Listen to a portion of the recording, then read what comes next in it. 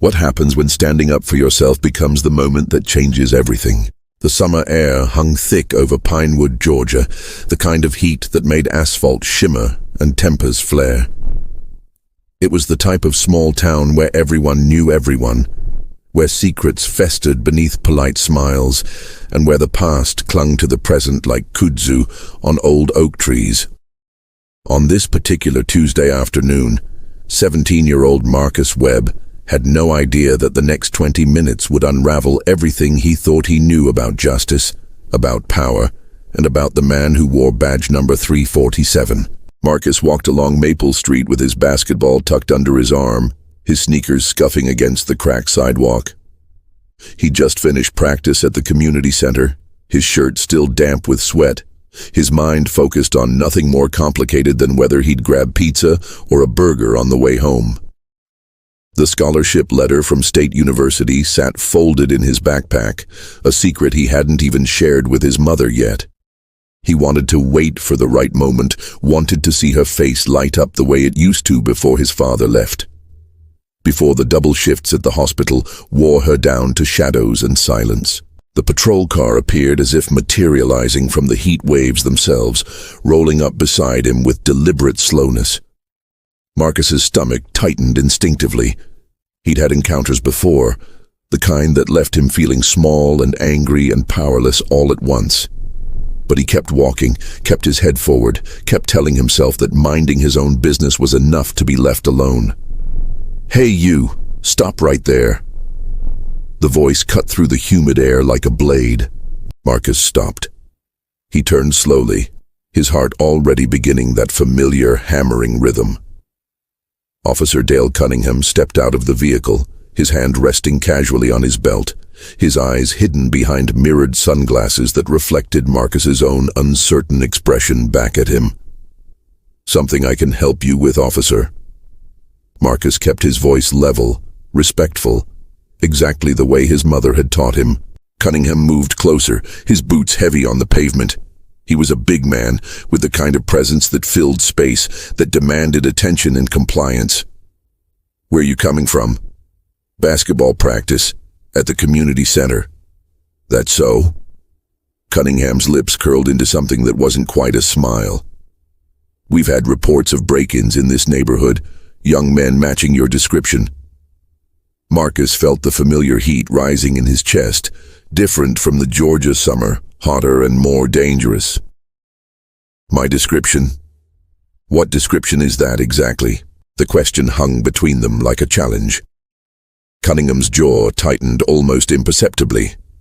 Around them, the street had gone quiet. An elderly woman watering her garden 2 houses down had stopped, her hose still running, water pooling at her feet. A car slowed as it passed, the driver's eyes flicking between the officer and the teenager. "You got ID?" Cunningham stepped closer still, invading the space between them. "Am I being detained? Did I do something wrong?"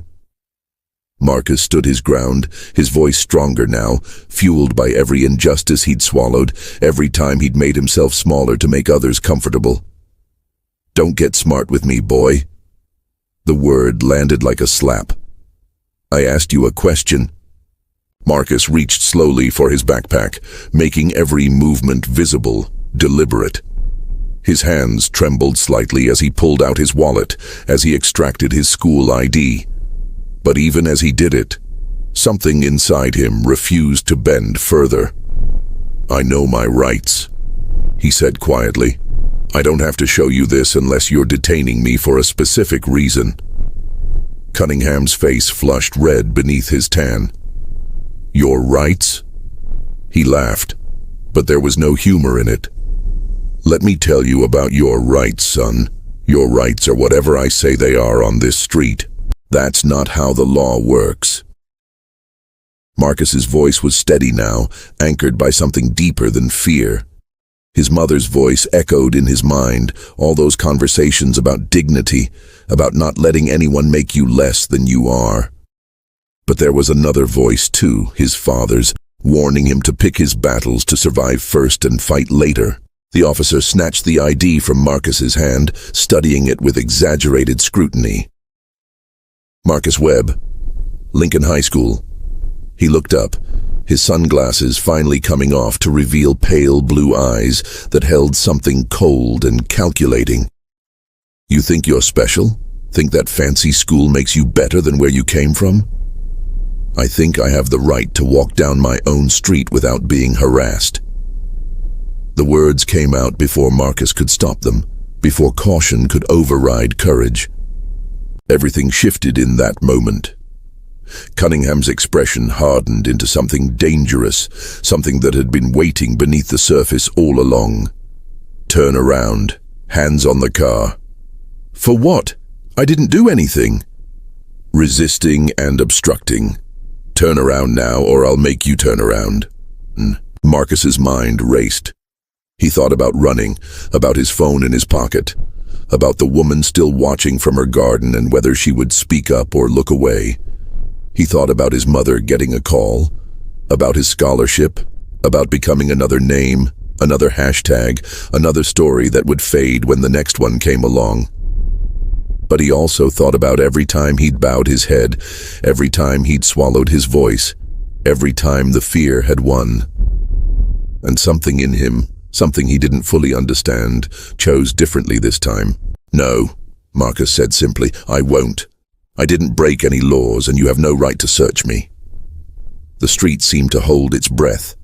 Cunningham's hand moved to his radio, his voice crackling with barely controlled rage as he called for backup. I need assistance at Maple and 4th. Subject is non-compliant and hostile. Marcus felt the world tilting, felt himself standing at the edge of something vast and terrible. But as the seconds stretched into minutes, as another patrol car rounded the corner with lights flashing, something else was happening too. The woman from the garden had her phone out, recording. A man had emerged from his house across the street, his own device raised. Windows were opening, witnesses were gathering, and the story was no longer just between a boy and a badge. The second officer who emerged from the backup vehicle was younger, his face uncertain as he took in the scene. What's the situation, Dale? But it was the name that made everything stop. The name that made Marcus's blood run cold. The name that connected pieces he didn't know were scattered. Dale. Dale Cunningham. The realization hit Marcus like a physical blow, stealing his breath, making the world swim. He stared at the officer with new eyes, with recognition that came from somewhere deep and buried, from a night 12 years ago that his mother never spoke about, from a case file that had been closed and forgotten by everyone except the people it had destroyed.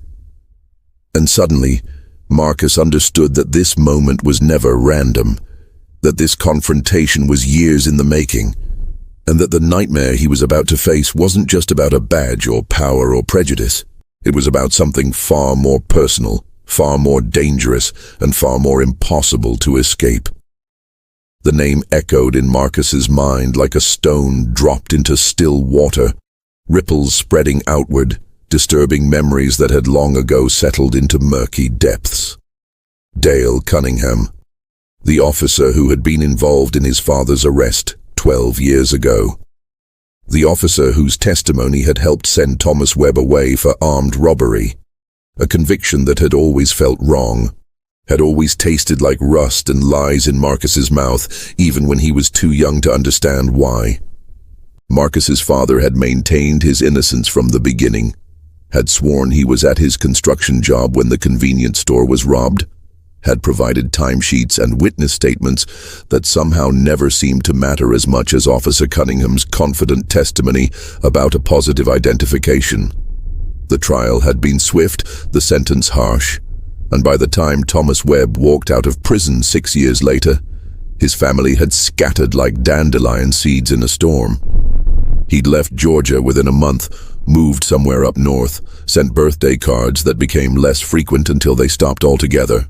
Now, standing on this sun-scorched street with the same man who had helped destroy his family, Marcus felt the weight of history pressing down on his shoulders. But there was something else too. Something in the way Cunningham's eyes had flickered with recognition when he'd looked at the ID, something deliberate in how this encounter had unfolded. "You know who I am," Marcus said, his voice low but steady. "This isn't random, is it?"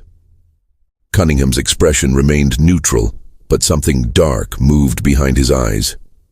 "I know every troublemaker in this town, son, just like I knew your father."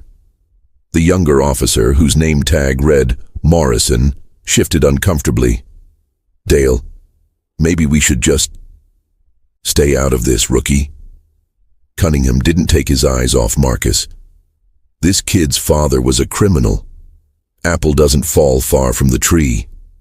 The words were designed to cut, to provoke, to justify whatever came next. Marcus felt anger flaring hot in his chest, but beneath it ran a colder current of understanding. This wasn't about a basketball or a walk home, or even about the color of his skin, though that was woven through it like a dark thread. This was about something specific, something that connected past to present in ways Marcus was only beginning to grasp. "My father was innocent," Marcus said, louder now, his voice carrying to the growing crowd of onlookers. "And you know it." Cunningham's jaw tightened. For just a moment something flickered across his face. Was it guilt? Fear? Or just the rage of a man being challenged in front of witnesses? "Your father was convicted by a jury. That's all that matters." "A jury that heard your lies." Marcus took a step forward, and immediately Morrison moved between them, his hand raised in a gesture that could have been peacekeeping or warning. "Everyone just calm down," Morrison said, his voice tight with tension. "Marcus, I need you to take a breath. Officer Cunningham, maybe I should handle this." But the situation had already moved beyond de-escalation. The phones recording from nearby porches weren't just documenting a confrontation anymore. They were capturing something bigger, something that reached back through time and forward into consequences none of them could fully see yet. Cunningham's radio crackled, dispatch requesting an update. He ignored it, his attention fixed on Marcus with an intensity that felt almost predatory. "You want to know the truth about your father, boy? He was a thief and a liar. I caught him red-handed that night, and I'd do the same thing again. Except he wasn't there." A new voice cut through the tension like a bell. Everyone turned. The woman from the garden had approached, her phone still raised but her other hand gripping something else. A manila folder, edges yellowed with age, papers visible inside. She was older than Marcus had initially thought, maybe 70, with iron grey hair and eyes that held both kindness and something harder, something forged in disappointment. "Mrs. Patterson." Morrison's voice held surprise and uncertainty. The woman, Mrs. Patterson, moved closer, her movements deliberate despite her age. "I was wondering when this would come around again," she said, looking at Cunningham with an expression that mixed pity and disgust. "Wondered if you'd sleep easy all these years, Dale, knowing what you did." Cunningham's face had gone pale. "Eleanor, don't what? Don't tell the truth? Isn't that your job, officer?" She turned to Marcus, her eyes softening. "I knew your father, son. Thomas Webb worked construction on the renovation of my daughter's house that summer. Good man, honest man. And he was there, at that job site, the night that store was robbed." Marcus felt his knees weaken. "You knew? All this time you knew?"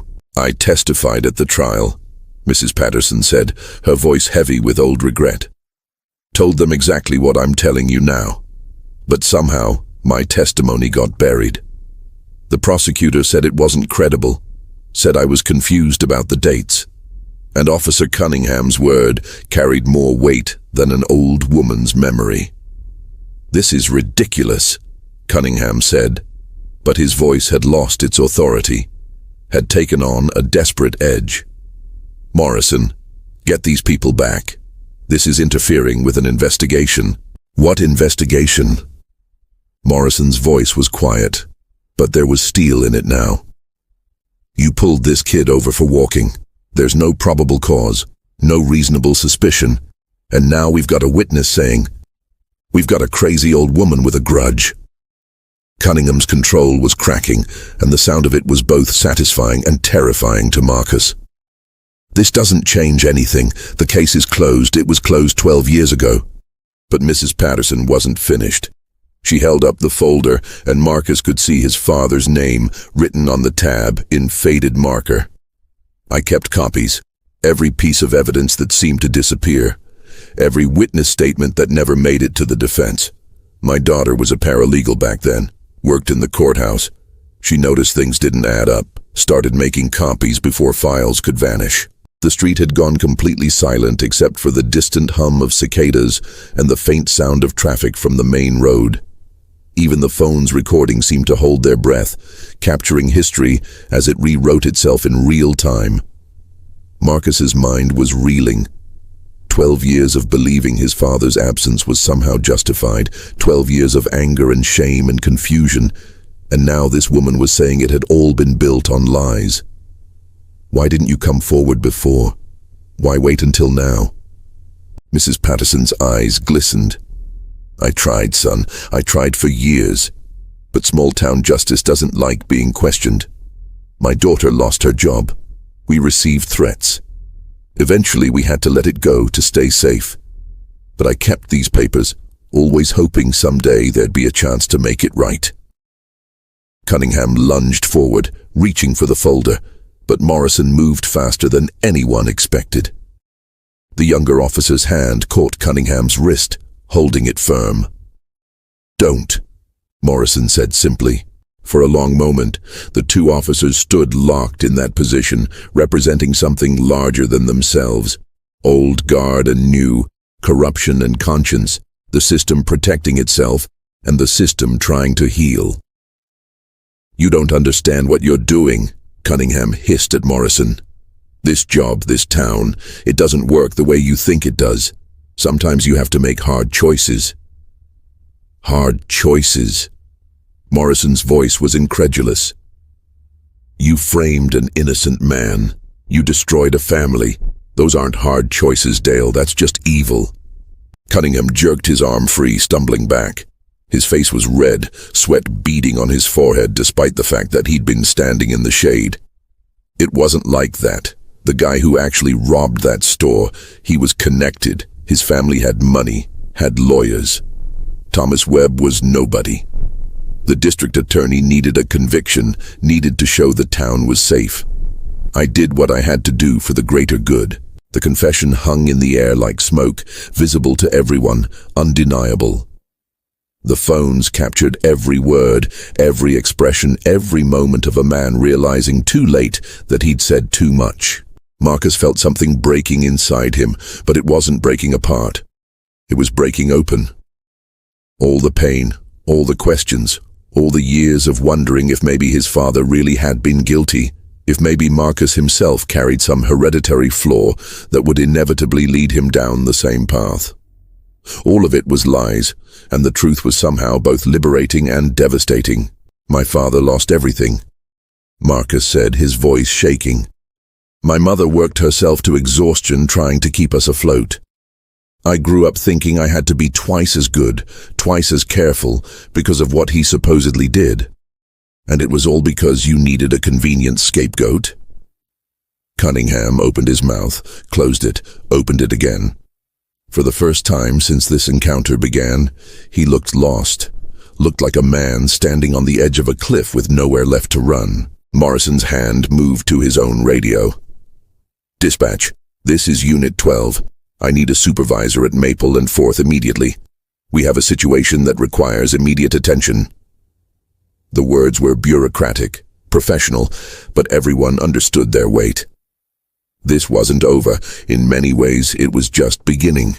Mrs. Patterson handed the folder to Marcus, her weathered hands pressing it into his with gentle insistence. "Your father's contact information is in there too. Last I heard, he was in Philadelphia. I've been keeping track, hoping someday I could give you this."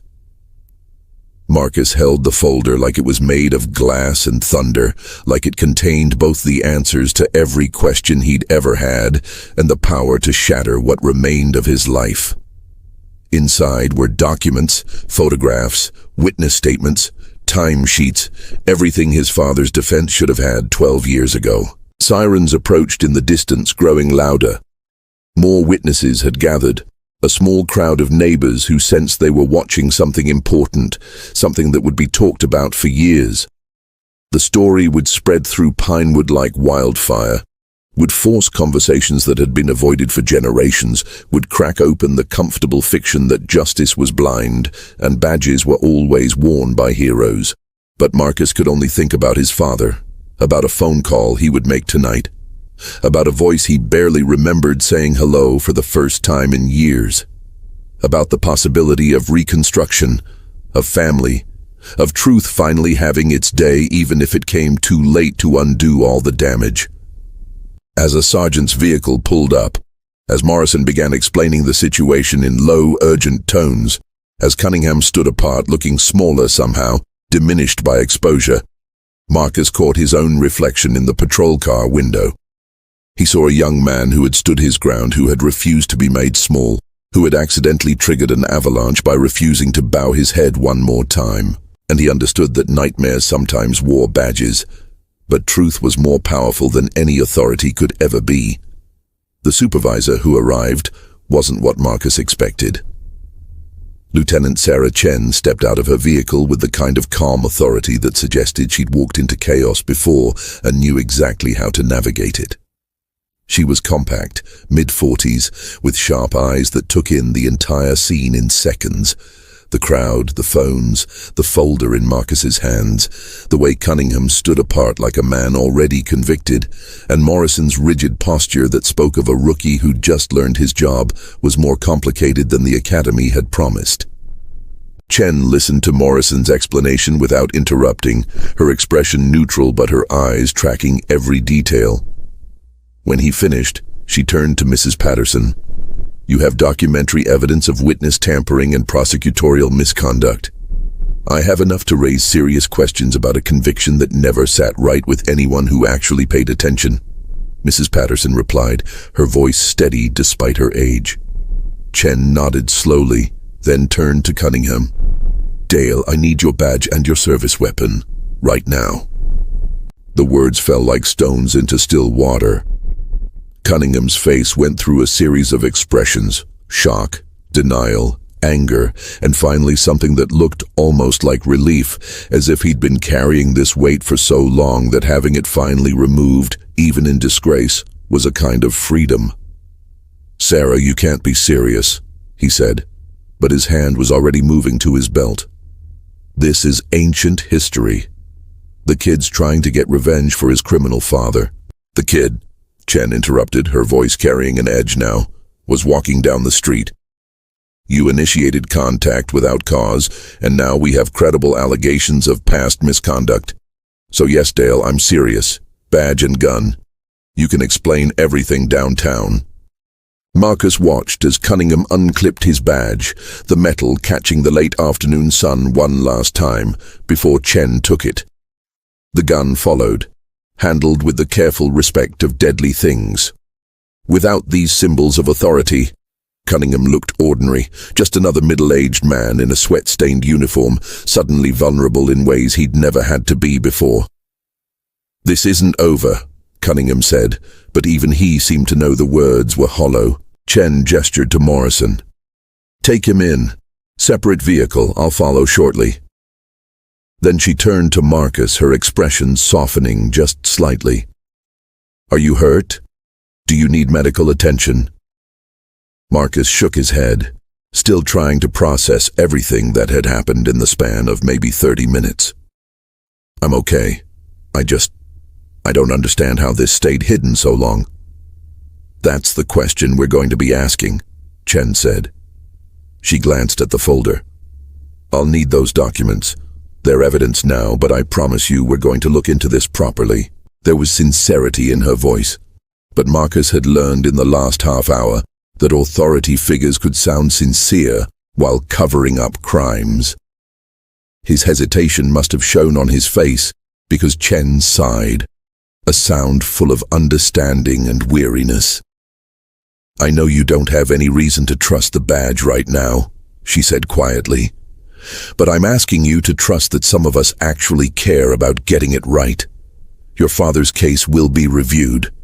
If there was misconduct, we'll make it public, that's my word. It's my... Marcus handed over the folder, feeling its weight leave his hands but not his conscience. Mrs. Patterson had already photographed every page, had whispered to him that copies existed in 3 different safe places, that this time the evidence wouldn't disappear. Small victories in a system that suddenly seemed designed to swallow truth whole. The crowd began to disperse as Morrison led Cunningham away, phones still recording every moment for posterity and social media. Marcus could already imagine the headlines, the hashtags, the way this story would be told and retold until it became something larger than the actual people involved. He would become a symbol, his father would become a martyr, and Cunningham would become a monster, when the truth was probably more complicated than any of those narratives could contain. Mrs. Patterson touched his arm gently. Your mother should hear this from you before she sees it on the news. That's going to be everywhere within the hour. The thought of his mother sent a jolt of panic through Marcus. She was working a double shift at Memorial Hospital, wouldn't get home until midnight. He pulled out his phone with shaking hands, saw he already had 3 missed calls from his best friend Jerome and a string of texts asking if he was the kid in the video that was apparently already going viral. He called his mother. She answered on the 3rd ring, her voice tired but warm. Baby, is everything okay? You usually don't call during shift. Mom, I need you to sit down. Something happened, and I'm fine, but you need to hear it from me. The words came out in a rush, tumbling over each other as Marcus explained the confrontation, the revelation, everything that had torn open the carefully sealed past. There was silence on the other end for so long that Marcus thought the call had dropped. Then he heard a sound he'd only heard a handful of times in his life. His mother crying. Really crying. The kind of sobs that came from somewhere deep and wounded. I knew, she whispered finally. I always knew he didn't do it. But by the time the truth started to matter, we'd already lost everything. Your father told me to let it go, said fighting it would only hurt you more. So we did. We just let it go. Marcus felt his own tears burning behind his eyes. He gave up because of me. He gave up because he loved you more than he loved being right. That's what parents do, baby. We swallow poison to keep it from touching our children. Her voice broke again. Is it really going to be reopened? Is there really a chance? Mrs. Patterson has evidence. The lieutenant seems like she actually cares. I don't know what happens next, but yeah, Mom, I think there's a chance. They talked for a few more minutes, his mother asking if he was truly unharmed, making him promise to come straight home, to not talk to any reporters without her present. When they hung up, Marcus felt hollowed out, like everything solid inside him had been scooped away, leaving only the shell. Lieutenant Chen was still there, talking on her phone in low, urgent tones. When she finished, she approached Marcus again. I have a detective who's going to want to take your statement. And I'll be honest with you, this is going to get messy. Cunningham's been on the force for 23 years. He has friends, allies, people who'll want to protect him or at least protect the department's reputation. You need to be prepared for that. Are you telling me nothing's going to change? Marcus heard the bitterness in his own voice. I'm telling you, change is hard and slow and painful, but it's possible. The fact that this happened in public, that it was recorded, that you stood your ground, that matters. But justice isn't a straight line, kid. It's a fight, and you just signed up for a long one. Marcus looked down the street where Cunningham's patrol car had disappeared. He thought about his father in Philadelphia, probably at work right now, completely unaware that the past had just caught up to the present. He thought about 12 years of silence and shame and carefully avoided conversations. He thought about the scholarship letter in his backpack and whether any of this would matter to the admissions board at State University. But mostly he thought about the moment when he'd said no, when he'd refused to turn around and put his hands on the car, when he'd chosen dignity over safety. That moment had felt small at the time, just a kid being stubborn. Now it felt enormous, like the first crack in a dam that would eventually bring the whole structure down. "What happens to him?" Marcus asked. "Cunningham, I mean. What happens now?" Chen's expression was careful. "That depends on the investigation. If the evidence supports what we've heard today, he could face charges: perjury, evidence tampering, conspiracy to obstruct justice. He could lose his pension, could see jail time. Or—" She paused, choosing her words with visible care. "The system could find a way to minimize it. Call it a mistake in judgment, offer him early retirement, make it go away quietly. I wish I could promise you the first outcome, but I've been doing this long enough to know the second is possible too." The honesty was almost worse than a comforting lie would have been. Marcus appreciated it and hated it in equal measure. "There's something else you should know," Chen continued. "The case your father was convicted for, that store robbery. The real perpetrator was picked up 2 years later for a string of similar crimes. He confessed to several unsolved robberies in a plea deal, including that one. But by then, your father had already served most of his sentence. The conviction was never overturned because nobody wanted to admit the mistake." The words hit Marcus like a physical blow. "You knew, the department knew, and just let it stand?" "I didn't know until I pulled the file just now while you were talking to your mother. But yes, it was in the records. Buried, but there." Chen's jaw tightened. "That's going to come out now, all of it.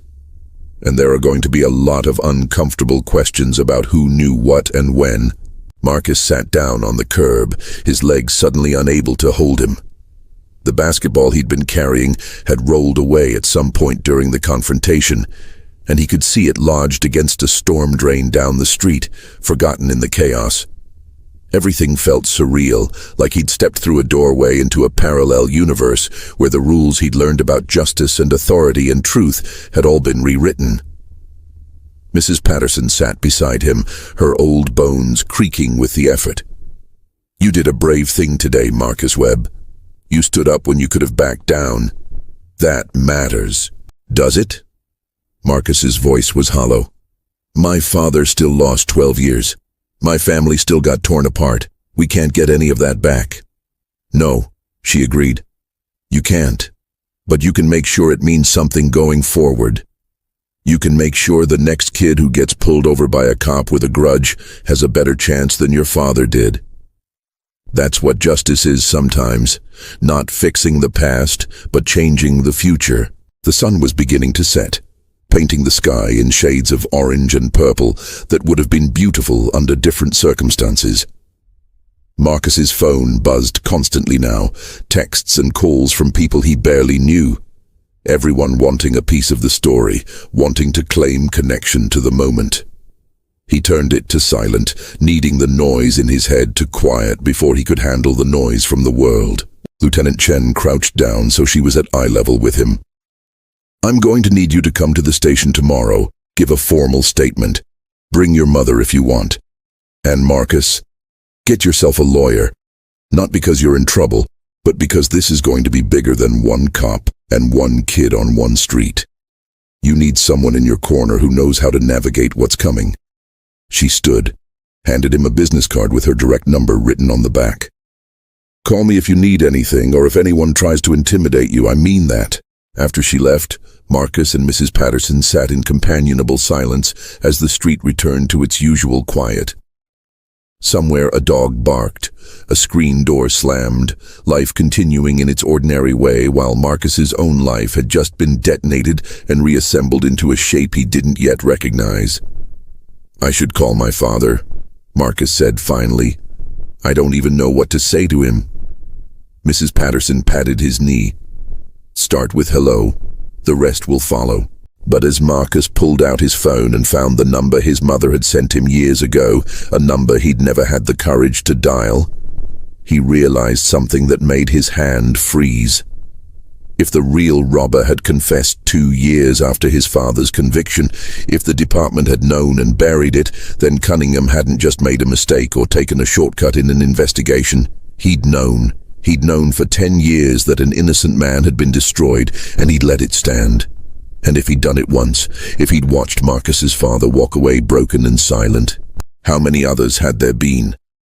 That question, how many others, lodged itself in Marcus's chest like a splinter working its way toward his heart.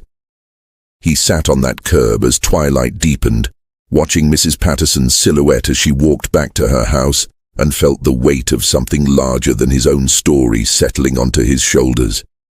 His finger hovered over the call button next to his father's number, but he couldn't press it. Not yet. Not until he understood the full shape of what had been done. Marcus stood, retrieved his basketball from the storm drain, and began walking. Not home, not yet. His feet carried him through streets he'd known his entire life, past the elementary school where he'd learned to read, past the barbershop where old man Curtis still cut hair the same way he had for 40 years, past the church where his mother used to take him every Sunday before the double shifts made even God a luxury they couldn't afford. Everything looked the same, but Marcus was seeing it differently now, like someone had adjusted the lens and brought hidden details into focus. He found himself standing outside the Pinewood Police Department, a squat brick building with an American flag hanging limp in the still evening air. Lights blazed in the windows, and Marcus could see shadows moving inside. People working late or perhaps responding to the crisis that had just blown their quiet department wide open. How many officers inside those walls knew about his father? How many had seen the confession from the real robber and decided silence was easier than accountability? His phone buzzed. Jerome, his best friend since 3rd grade, calling for the 4th time. Marcus finally answered. "Man, where are you? Your face is literally everywhere. Twitter, TikTok, Instagram. Someone even made a remix of you saying, 'I know my rights' over a beat. Are you okay?" "I don't know what I am," Marcus admitted, his voice sounding strange to his own ears. "It's like everything I thought was solid just turned out to be made of paper. Your mom called my mom. Said something about your dad's case being reopened." "Marcus, what's happening?" Marcus explained, the words coming easier the second time, though no less surreal. Jerome listened without interrupting, and when Marcus finished, there was a long pause. "My uncle did 6 years for a drug charge that got overturned," Jerome said quietly. "Different situation, but same system. These things don't stay buried forever, man. Eventually the weight of the lies gets too heavy and something cracks. How many cracks does it take before the whole thing falls apart? I don't know. But maybe that's what we're about to find out." After they hung up, Marcus noticed a figure approaching from the parking lot. A black woman in her 50s, dressed in business casual, carrying a leather briefcase that had seen better days. She walked with purpose, and when she got close enough, Marcus could see recognition in her eyes. "Marcus Webb?" Her voice was warm but professional. "I'm Denise Crawford. I'm an attorney with the Civil Rights Advocacy Project. Mrs. Eleanor Patterson contacted me about an hour ago." Marcus blinked in surprise. "I didn't ask for a lawyer." "No, but you need one. And before you worry about cost, our organization takes these cases pro bono. We specialize in wrongful convictions and police misconduct." She glanced at the police station behind him. "Thinking about going in there?" "I don't know what I'm doing," Marcus admitted. Crawford's expression softened. "That's honest. Come on, let's get coffee and talk. You shouldn't be standing out here alone right now." They walked to a diner 3 blocks away, a place called Rosie's that Marcus had passed 1,000 times but never entered. Inside, the smell of coffee and frying onions wrapped around them like a blanket. Crawford ordered 2 coffees and a slice of pie she insisted they split. And then she opened her briefcase and pulled out a yellow legal pad covered in notes. "I've spent the last hour making calls," she said. Your father's case has some powerful people nervous. The district attorney who prosecuted it. He's now a state senator. The judge who presided. He retired last year with a glowing reputation. This isn't just about one bad cop, Marcus. This is about a system that chose convenience over justice, and now that choice is coming home to roost. Marcus stirred his coffee, watching the cream spiral into dark brown clouds. Lieutenant Chen said the real robber confessed 2 years after my dad's conviction. That means 10 years of people knowing and doing nothing. Actually, Crawford said, pulling out another document, it's worse than that. I have a contact in the DA's office, someone who believes in doing the right thing even when it's hard. They pulled some records for me.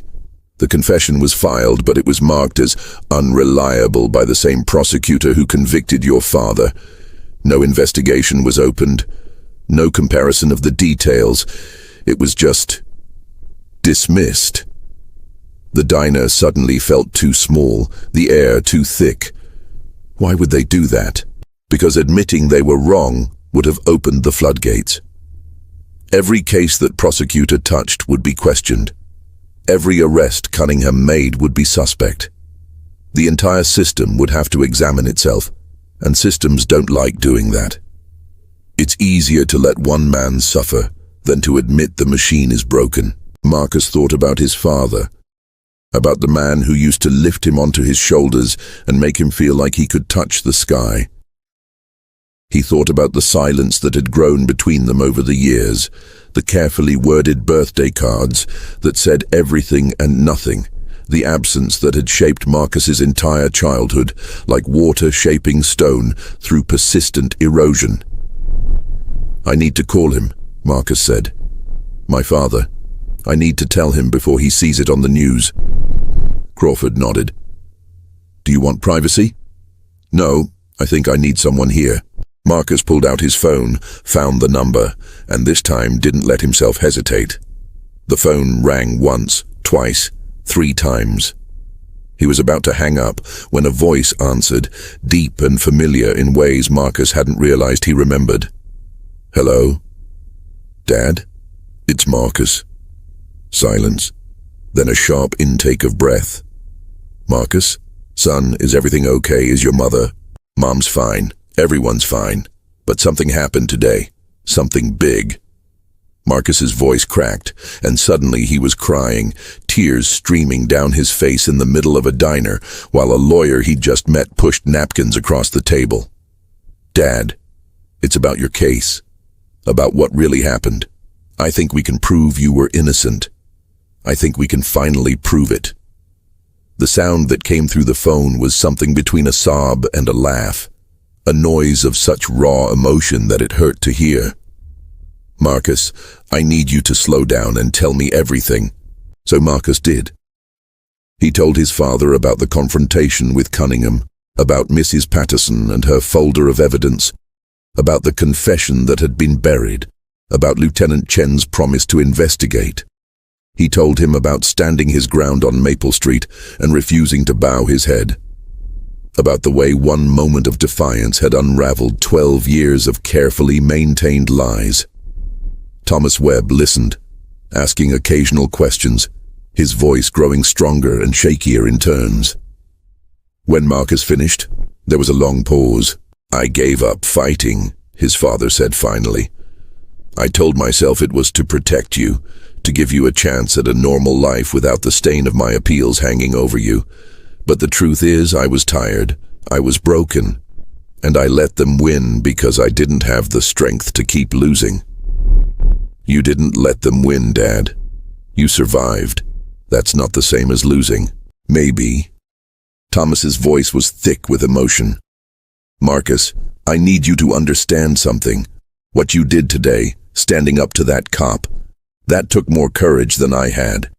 You could have been hurt. You could have been killed. You know that, right? I know. But I also knew that if I backed down one more time, I'd lose something I couldn't get back. Some part of myself that mattered. That's my boy, Thomas whispered. That's my son.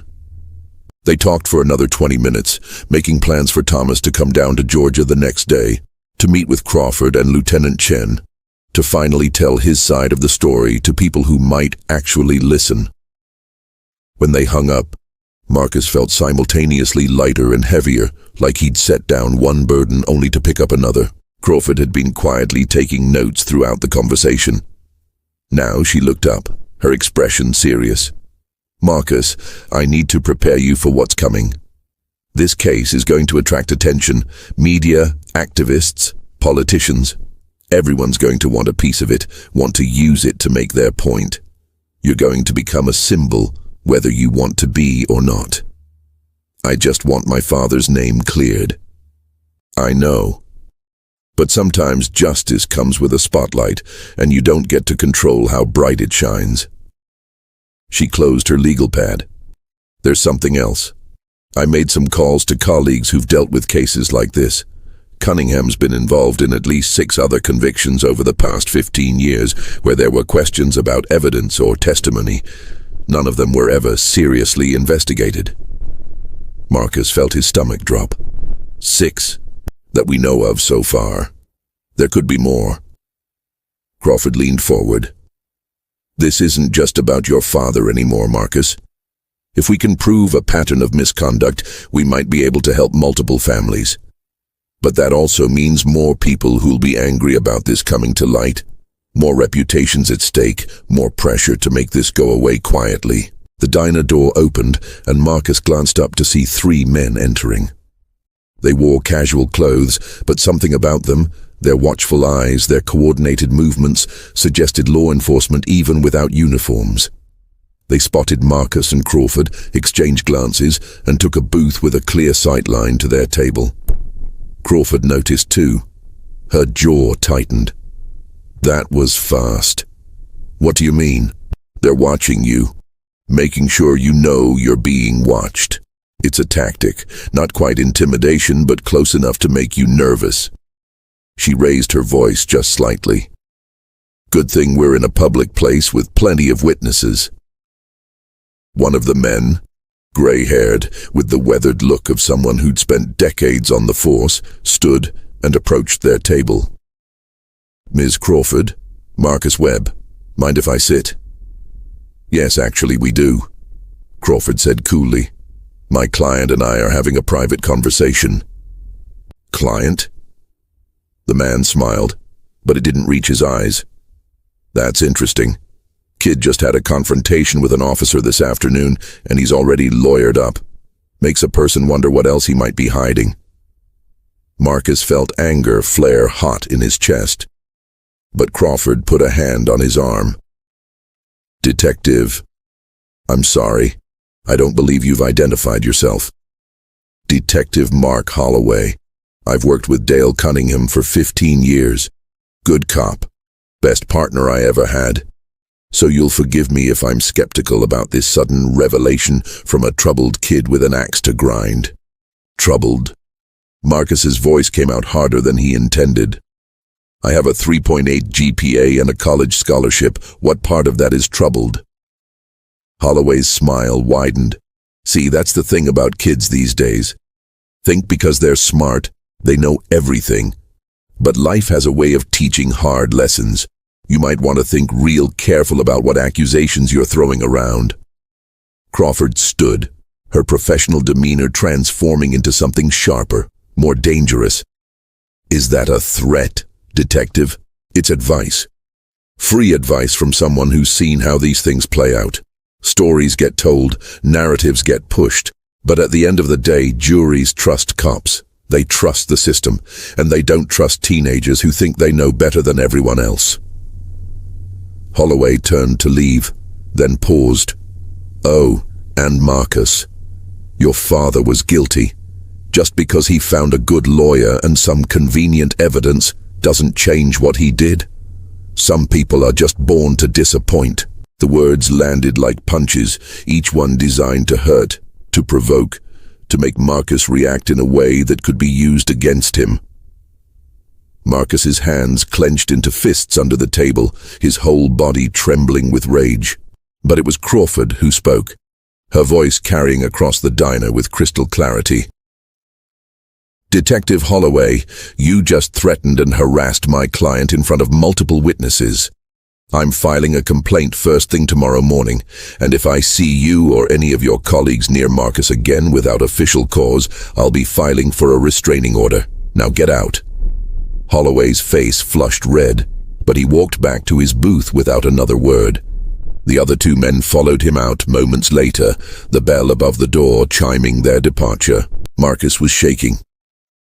"They're going to try to destroy us, aren't they? They're going to dig up every mistake I've ever made, every bad grade, every stupid thing I said online, and use it to make me look like a liar." "Probably," Crawford agreed. "But here's what they don't know. We're ready for that. And more importantly, the truth doesn't change based on who's telling it. Your father was innocent. The evidence will show that. Everything else is just noise." But as Marcus sat in that diner, feeling the weight of eyes he couldn't see watching from windows and cars and doorways, feeling the machinery of power beginning to turn against him, he understood that truth was only part of the battle. The other part was survival, making it through the storm that was coming without losing himself in the process. His phone buzzed with a text from his mother. "Coming home early. Don't go anywhere alone, I love you." Marcus looked at Crawford. "This is going to get worse before it gets better, isn't it?" She met his eyes with unflinching honesty. "Yes, but that doesn't mean we stop fighting. It means we fight smarter." Outside, the night had fully fallen, turning Pinewood streets into ribbons of shadow broken by pools of streetlight. Somewhere in that darkness, Cunningham was being processed, his career ending in a room with fluorescent lights and uncomfortable questions. Somewhere, the real robber whose confession had been buried sat unaware that his past was about to collide with the present. And somewhere, Marcus's father was probably packing a bag, preparing to return to a town that had destroyed him to face the people who'd let it happen. Marcus stood ready to head home when Crawford's phone rang. She answered, listened, and her expression shifted from professional calm to something closer to shock. "When?" she asked. A pause.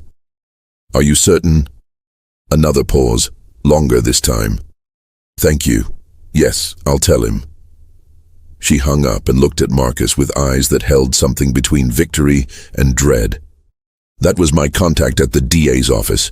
They just found something in the archived files, something that changes everything." Marcus felt the world narrow to a single point. Crawford's face, her phone still gripped in her hand, the words she'd just spoken hanging in the air like smoke signals from a distant fire. Something that changes everything. He wanted to ask what it was, but his throat had closed, his breath caught somewhere between his lungs and his lips. Crawford sat back down slowly, like someone trying not to disturb a sleeping animal. "The archived files from your father's case, they found a police report that was never entered into evidence, a report filed by another officer the same night of the robbery." "What kind of report?"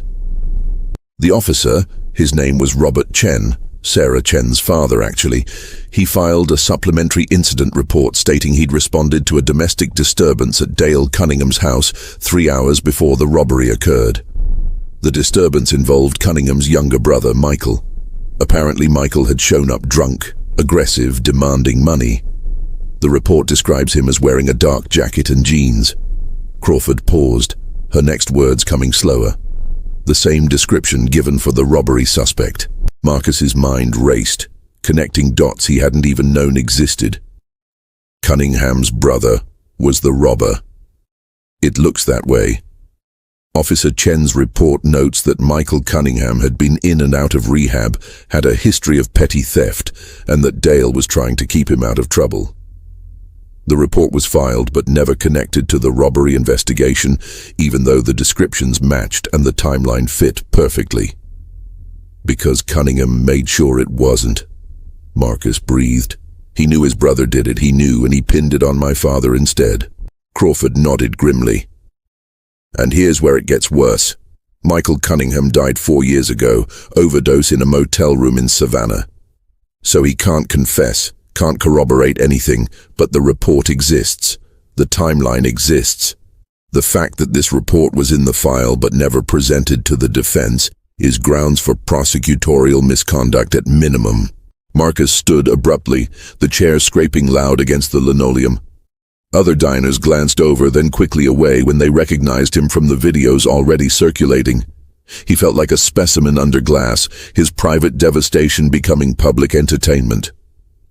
My father lost 12 years because Cunningham was protecting his junkie brother. The words came out louder than he intended, sharp with fury that had been building since that first moment on Maple Street. We don't know for certain yet, Crawford cautioned. But yes, that appears to be what happened. Cunningham used his position, his authority, his badge, to save his brother and destroy your family.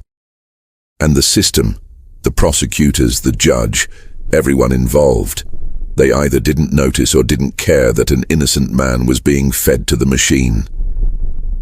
Marcus's phone lit up with an incoming call. His father. Marcus answered, putting it on speaker so Crawford could hear. Marcus, your mother just called me. She's scared. There are reporters outside your house, cars parked across the street that don't belong to neighbors. What's happening? Crawford leaned toward the phone. Mr. Webb, this is Denise Crawford. I'm representing Marcus and I'll be working on your case too. We just learned some significant information. Is there somewhere safe you can talk? Thomas Webb's voice came through tired but alert. I'm at my apartment, alone. Tell me. Crawford explained about Officer Chen's report, about Michael Cunningham, about the pattern of evidence that suggested Dale Cunningham had knowingly framed an innocent man to protect his own blood. As she spoke, Marcus watched her face, watched the way she chose her words carefully, building a case even in casual conversation. This was someone who'd fought these battles before, who knew the weight of what they were carrying. When Crawford finished, the silence on the other end stretched so long, Marcus thought the call had dropped. Then his father's voice came through, ragged and raw. All these years, I thought maybe I'd been in the wrong place at the wrong time. Maybe looked like someone. Maybe just had the bad luck of being convenient. But this, he looked at me, looked at my family, and decided we were acceptable collateral damage for his brother's mistakes. Yes, Crawford said simply. There was no comfort she could offer that wouldn't sound hollow. What happens now? Thomas asked. Now we fight. We take this evidence public. We demand a full investigation not just of your case, but of every case Cunningham touched. We force the system to account for what it's done. Crawford's voice carried steel beneath the professionalism. But I need to be honest with you both. This is going to be brutal. They're going to dig into your life, Mr. Webb. Every mistake you've ever made, every relationship that ended badly, every time you were late with a bill or had a traffic ticket. They're going to try to argue that even if the conviction was wrong, you were the kind of person who could have done it. Let them, Thomas said. And there was something in his voice Marcus had never heard before. Not anger exactly, but something harder, something that had been forged in fire and pressure.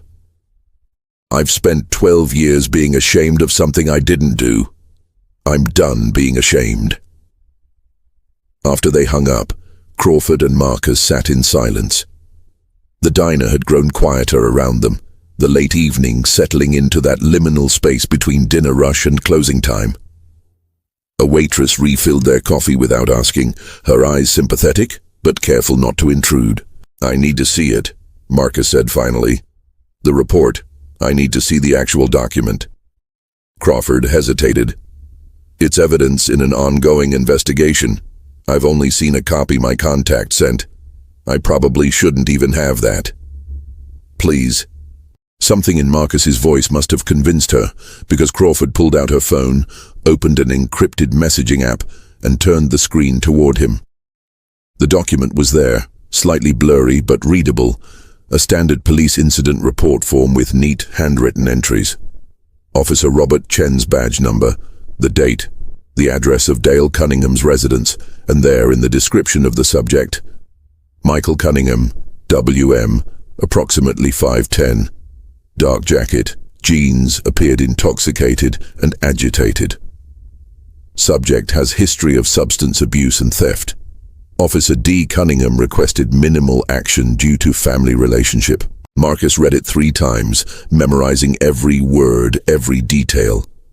This piece of paper was the key that had been turned in the lock 12 years too late. This was proof that someone had known, had documented, had tried to do the right thing only to be overruled by a system more interested in protecting its own than seeking truth. Officer Chen, the one who wrote this, he's Lieutenant Chen's father? Marcus asked. Crawford nodded. He died 5 years ago. Heart attack on duty. By all accounts, he was one of the good ones. Sarah Chen followed in his footsteps, apparently trying to be the kind of cop he was. Does she know about this report? Not until today. My contact says she's the one who found it, actually. She was going through the archived files personally, looking for anything that might be relevant to your case. When she found her father's report, she immediately contacted the DA. Marcus thought about Lieutenant Chen's face earlier, the way she'd handled Cunningham with firm professionalism, the promise she'd made about investigating properly. Maybe she'd known even then what she might find, had some instinct that her father's old cases might hold answers. His phone buzzed again. This time it was Jerome, sending a link to a news article already posted online. Video of teen confronting officer goes viral as questions emerge about historic conviction. The story was basic, mostly speculation and quotes from unnamed sources, but it was spreading fast. Already 20,000 shares, comments rolling in faster than anyone could read them. Marcus scrolled through the comments. Some were supportive, calling him brave, calling for justice.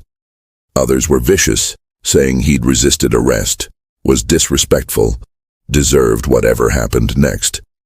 The divide was stark and immediate, people taking sides based on whatever narrative fit their existing worldview. He was being turned into a symbol before he'd even finished being a person. Don't read those, Crawford advised. Nothing good comes from the comments section of your own life. But Marcus couldn't stop. He kept scrolling until he found one that made him freeze. This is what happens when kids don't respect authority. Dale Cunningham is a hero who's served this community for over 20 years. This spoiled brat and his criminal father need to learn their place. The words shouldn't have hurt. They came from some anonymous account with no profile picture, probably someone who didn't even live in Pinewood. But they did hurt. They burned like acid because they represented something larger than one person's opinion. They represented the willingness of people to defend the system, even when the system was clearly, demonstrably wrong. Crawford's phone rang again. She stepped outside to take it, leaving Marcus alone with his cold coffee and his spiraling thoughts. Through the diner window, he could see her pacing, her expression growing more animated. When she came back in, she was almost smiling, the kind of smile that carried weight and complications.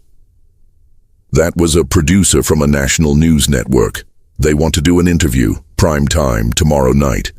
You, your father, talking about the case and the new evidence. Marcus felt panic rising. I can't do that. I'm not ready for that. I know it's scary, but Marcus, this is how we control the narrative. Right now, you're just a viral video. Tomorrow, you could be a voice for change, for everyone who's been crushed by a system that values order over justice. Your story has power. The question is whether you're willing to use it. I just wanted my dad's name cleared. I didn't want to be on TV, didn't want to be a symbol or a voice or whatever. I'm 17. I still have homework I need to finish. Crawford sat back down, her expression softening. I know. And if you say no, I'll respect that. We can fight this through the courts, through official channels, and maybe we'll win. But media attention puts pressure on the system in ways that legal filings alone can't. It makes it harder for them to sweep this under the rug or settle it quietly. Marcus thought about his father's voice on the phone, about the years of silence and shame, about the moment on Maple Street when he'd chosen to stand rather than bow. He thought about the other 6 cases Crawford had mentioned, other families who might still be suffering because no one had been willing to make noise.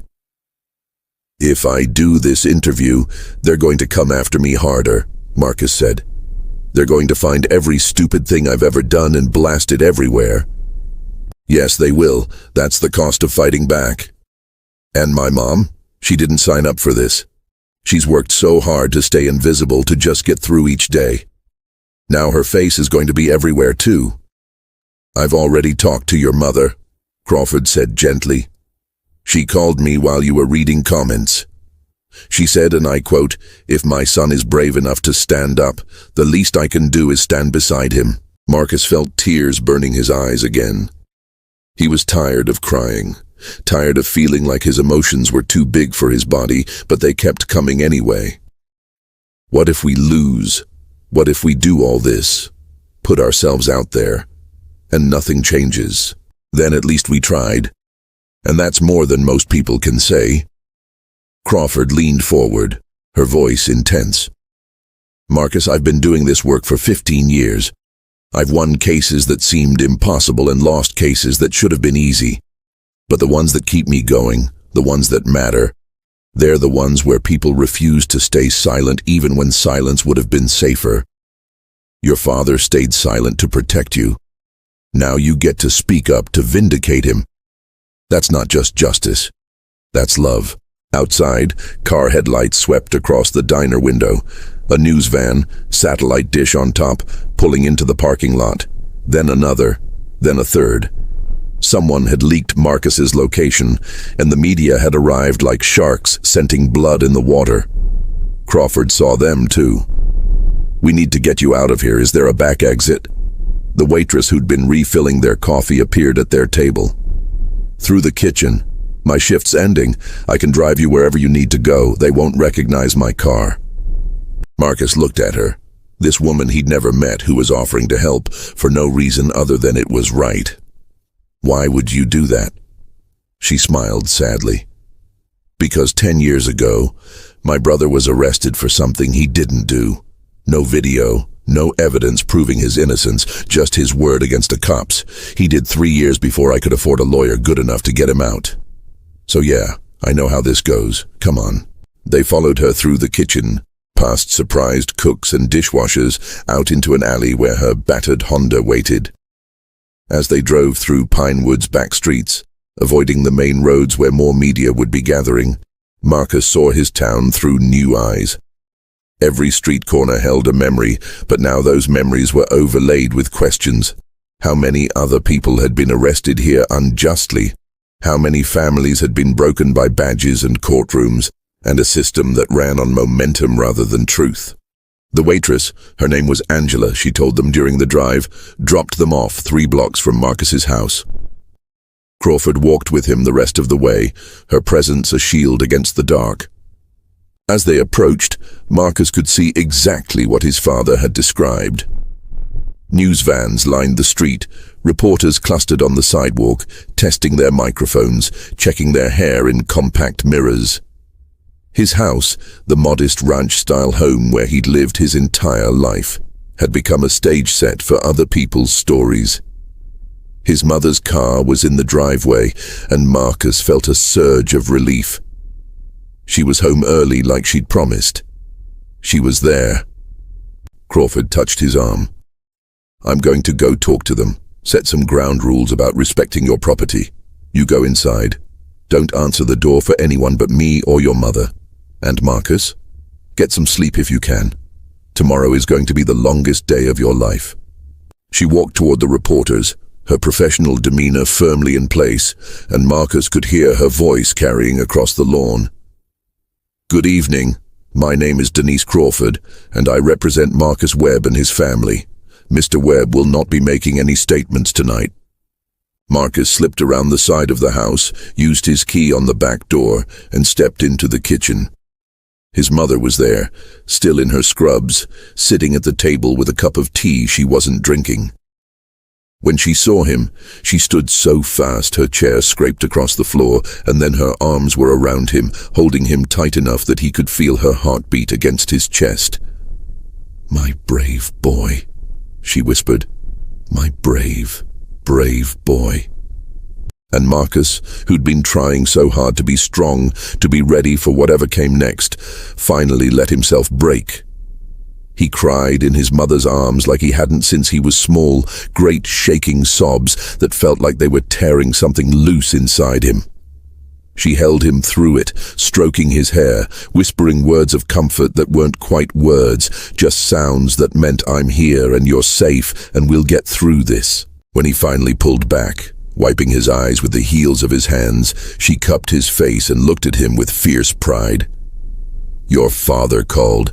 He's getting on a bus tonight. He'll be here by morning. After 12 years, we're going to be in the same room again. Because of you." "Because of a lot of things," Marcus said. "Mrs. Patterson, Officer Chen, Crawford, even that waitress who helped us escape. It's not just me." "No," his mother agreed. "But you were the spark. You were the one who said no when everyone else had learned to say yes. That matters, baby. That's everything." They sat at the kitchen table together, drinking tea neither of them wanted, listening to the muffled sounds of reporters talking outside. The house felt like a fortress under siege, but inside its walls, Marcus felt something he hadn't expected. He felt ready, ready for the interview tomorrow, ready for whatever investigators would ask him, ready to face the system that had ground his family into dust and demanded account for what it had done. The fear was still there. It would probably always be there. But it no longer felt paralyzing. It felt like fuel. His phone buzzed one more time, a text from an unknown number. "This isn't over. You have no idea what you've started." Marcus showed it to his mother. She read it, her expression hardening, and then she did something unexpected. She laughed. "Let them threaten," she said. "We've already lost everything we could lose. Now we've got nothing left but the truth, and that's the most dangerous thing in the world." Morning came softly to Pinewood, the kind of gentle dawn that seemed oblivious to the chaos it was illuminating.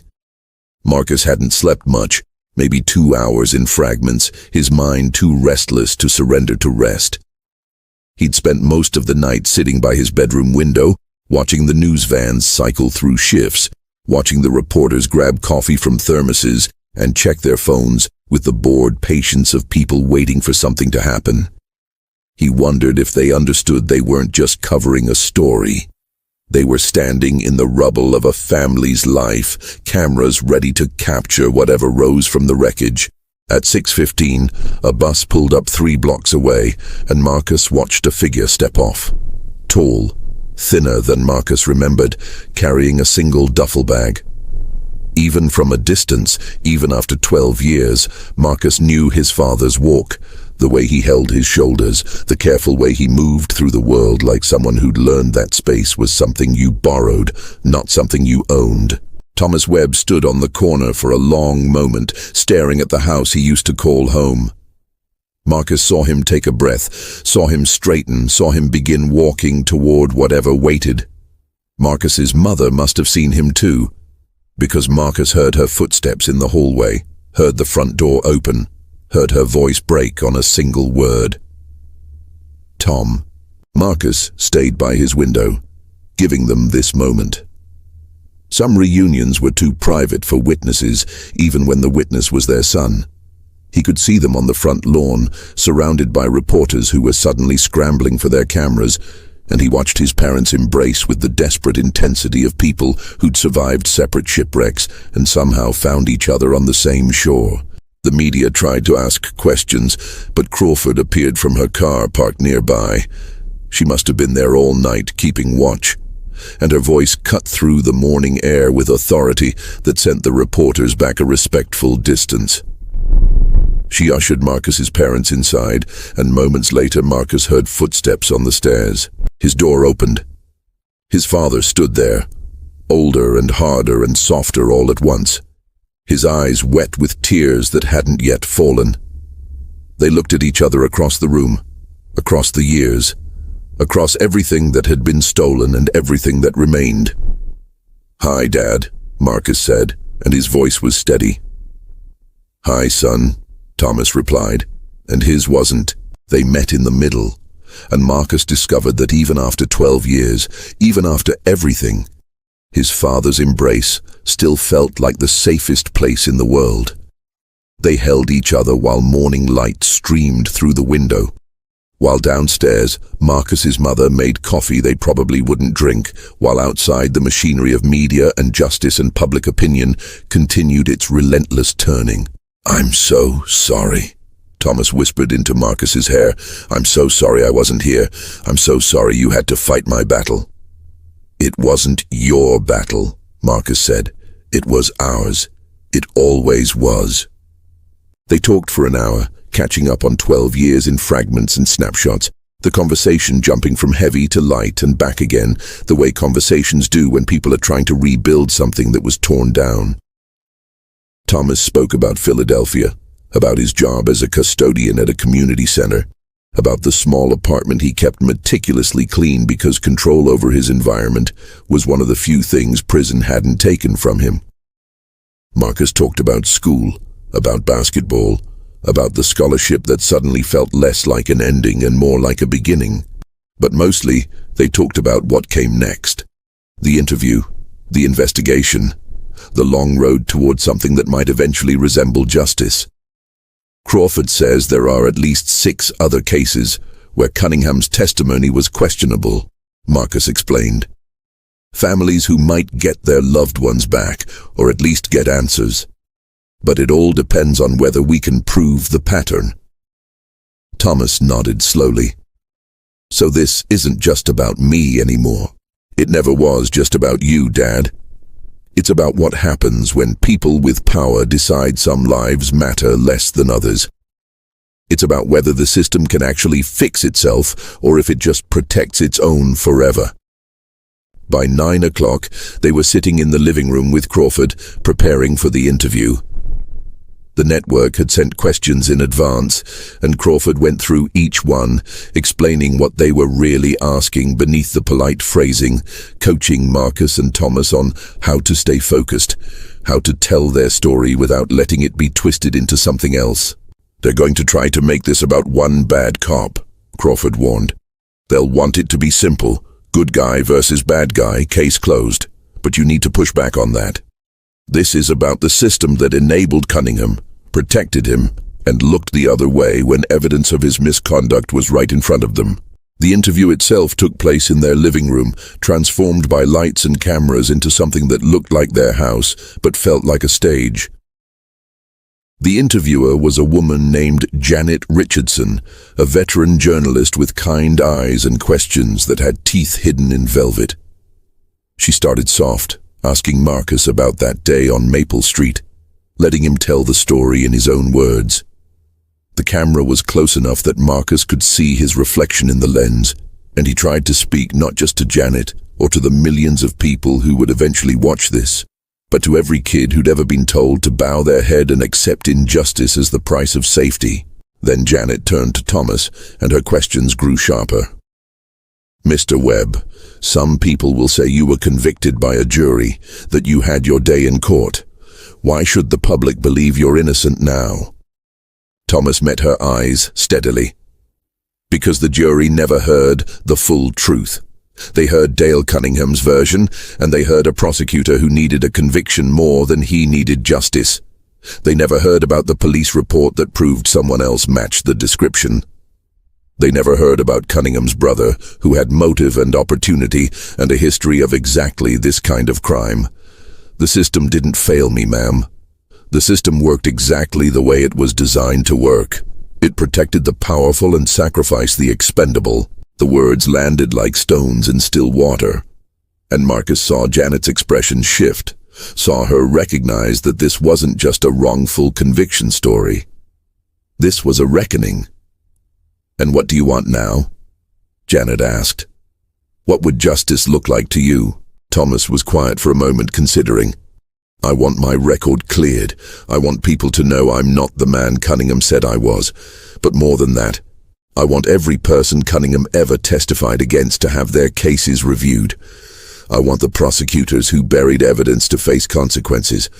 I want the system to admit it was wrong and to change so this doesn't keep happening." He paused, his voice dropping. "But mostly, I want my son to grow up in a world where standing up for yourself doesn't require the courage of a soldier going to war." The interview aired that night at 8 o'clock. Marcus watched it with his parents and Crawford, the four of them crowded on the couch like they were watching a movie, instead of their own lives being broadcast to millions. It was surreal seeing himself on screen, hearing his own words played back, watching his father's pain become entertainment for people eating dinner in their homes across the country. But as the segment ended and Janet Richardson faced the camera with her closing words, "The Pinewood Police Department has announced a full internal investigation into Officer Cunningham's cases, and the District Attorney's Office says they will review any conviction where his testimony was central to the verdict." Marcus felt something shift. The story was out there now. It couldn't be buried again. His phone exploded with notifications, text messages from people he'd gone to elementary school with, from teachers who'd had his father in class 20 years ago, from strangers who'd found his number somehow and wanted to share their own stories of injustice. Social media erupted with hashtags. Justice for Webb, Jar Pinewood Accountability, Jar Badge Don't Make You Right. The story was being shared, remixed, analyzed from every angle. But there was also backlash. Death threats, accusations. People who insisted Cunningham was being railroaded, that this was all a setup, that Marcus was just a disrespectful kid who'd gotten lucky. The divide was vicious and immediate, and Marcus realized that truth wasn't enough. People would believe what they wanted to believe, would see what confirmed their existing worldview, and no amount of evidence would change some minds. 3 days later, Lieutenant Sarah Chen called Marcus personally. Her father's report had triggered a full forensic audit of Cunningham's cases. So far, they'd found irregularities in 9 separate investigations, evidence that wasn't properly logged, witness statements that seemed coached, timelines that didn't quite add up. The DA's office had already begun filing motions to vacate 3 convictions, with more likely to follow. "Your father's case will be officially dismissed by the end of the month," Chen told him. "And Marcus? I wanted to say thank you.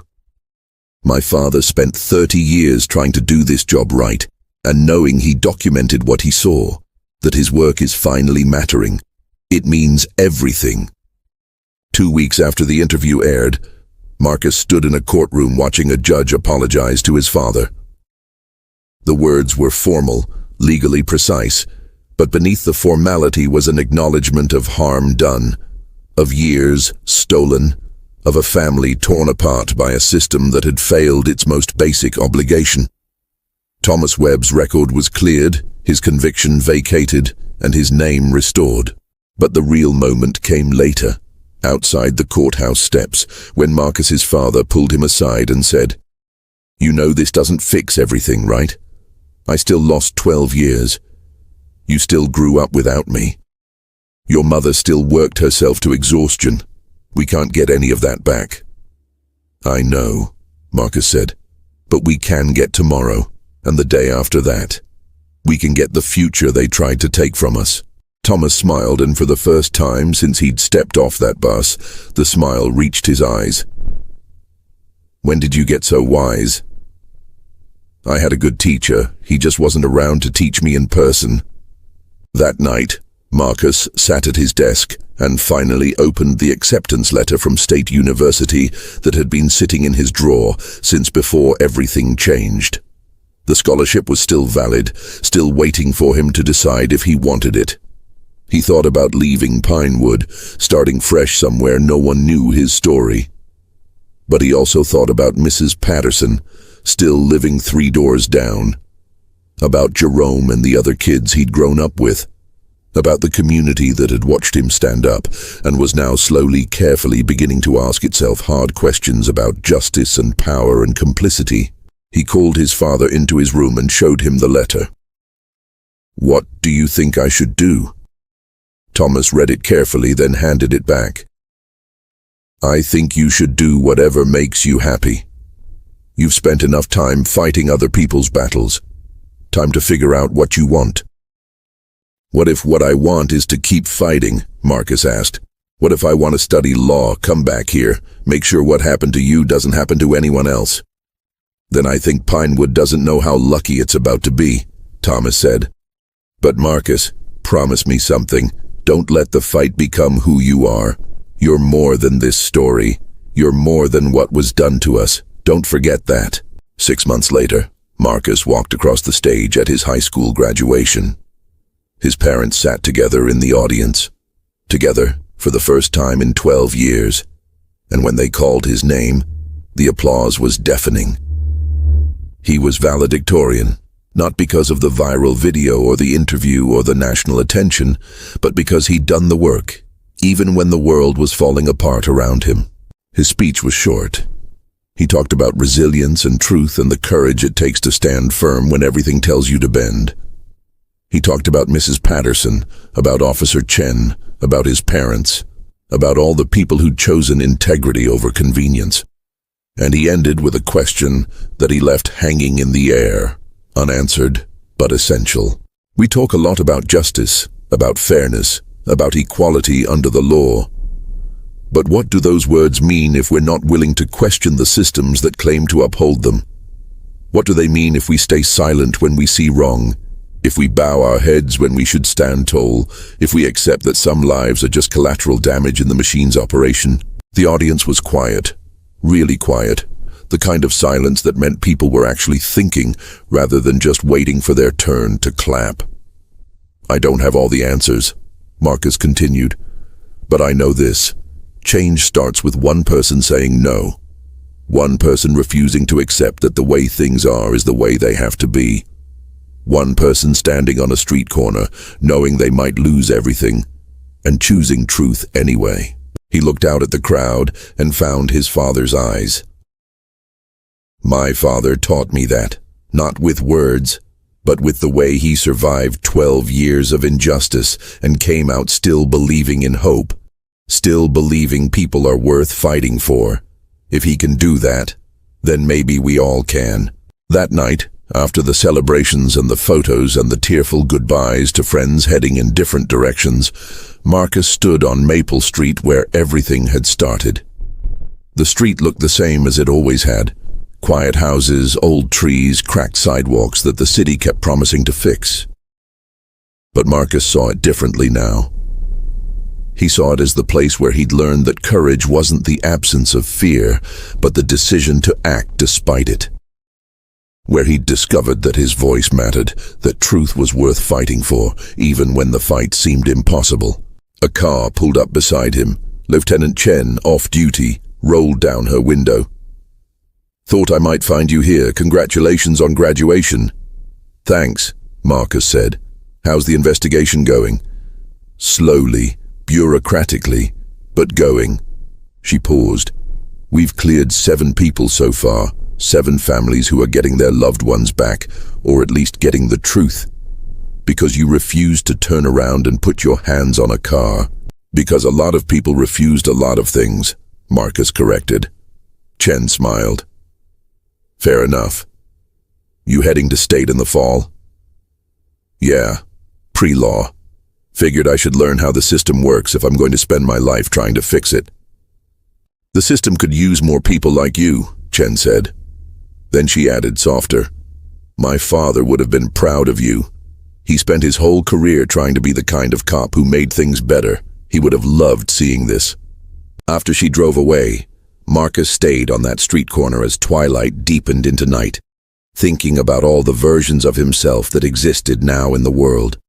The kid in the viral video, the son who brought his father home, the symbol of resistance, the boy who just wanted to play basketball and go to college. All of them were real, all of them were true, and somehow he had to figure out how to be all of them at once. His phone buzzed. A text from his father. Come home. Your mother made your favorite dinner. Home. Such a simple word, but it meant everything. It meant a place where all three of them could sit at the same table again. It meant the future they'd almost lost. It meant that sometimes, against all odds, standing up actually mattered. As Marcus walked back toward the house where light spilled warm from the windows, he thought about the question everyone kept asking him. Was it worth it? Worth the threats, the scrutiny, the transformation of his private pain into public spectacle? He didn't know yet. Maybe he'd never know. But he knew this. Silence had protected no one, had saved nothing, had only allowed injustice to calcify into accepted truth. And if his voice, raised in defiance on a summer afternoon, had helped crack that calcification even a little, then maybe the cost was one he could learn to live with. Because in the end, the worst nightmare wasn't standing up to a racist cop and facing consequences. The worst nightmare was bowing your head, accepting injustice, and losing yourself in the process. It was teaching the next generation that survival meant swallowing truth, that safety required sacrificing dignity, that some fights weren't worth having. Marcus had learned something different. He'd learned that the fight itself was the point, that resistance was a form of love, and that sometimes the most radical thing you could do was simply refuse to disappear. His father met him at the door, and together they walked inside to where his mother was setting the table. And for the first time in longer than Marcus could remember, they sat down as a family. They held hands. They gave thanks. They ate and laughed and shared stories that weren't about courts or cops or cameras, just ordinary moments made extraordinary by their very existence. And outside, Pinewood settled into its evening rhythms. A town forced to look at itself and ask hard questions. A community slowly learning that justice delayed might be justice denied. But it was never too late to start telling the truth. The cameras were gone now.